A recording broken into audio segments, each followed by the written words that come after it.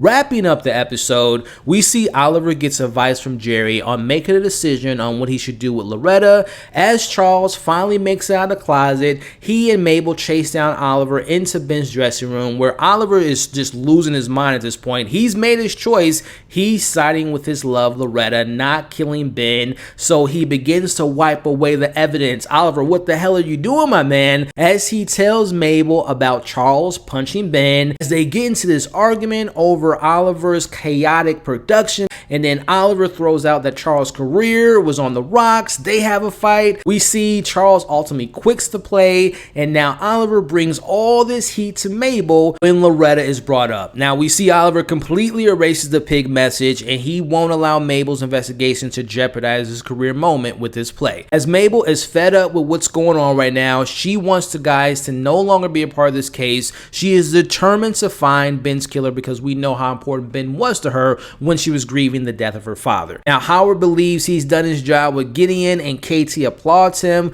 which seemed very odd because we know Jerry wasn't there messing with them, as we know he was the one behind the Gideon ghost, but we see KT might be the one that's up to this. That smile at the end seemed very devious to me. I think she might be directing something that we don't know about quite yet, but we officially have Team Tomei, which I'm naming Talbert and Mabel Tomei. That's their shipping name, as Charles is alone with his fish and Oliver is determined to get his moment to shine in the spotlight. As we see the curtains closing on this episode, there are 3 stick figures that were made by Jerry. Again, 3 is everywhere this season, and I am sticking with my theory that there are 3 people involved in this murder. Which, speaking of, let's take a look at this suspect list. So far we've removed Kimber, we've removed Joy, now we can remove Jonathan. So that leaves us with KT, Tobert, Loretta, and Dickie. Now for Tobert, you all know I don't trust the guy. He's been lying to her this entire season. I'm referring to Mabel,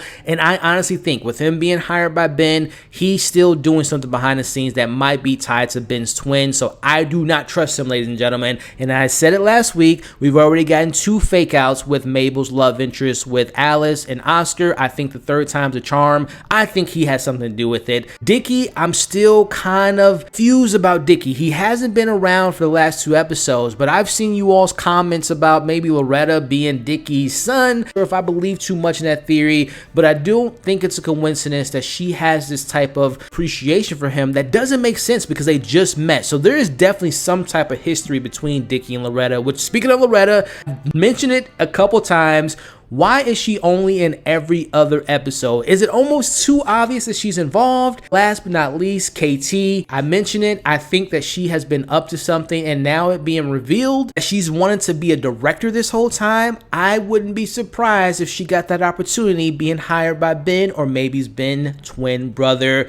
That's where I'm at with my suspect list. Overall, I really enjoyed this episode. I love the tension. I love seeing our crew together, but I hate seeing them breaking up. I don't know how long they're going to be broken up. I think it's going to take something big to happen for them to come together. And like I mentioned in this video, Charles maybe being killed, Oliver maybe having some health issues. We know his heart's not good. He might be off the board, and that might force them to come together again.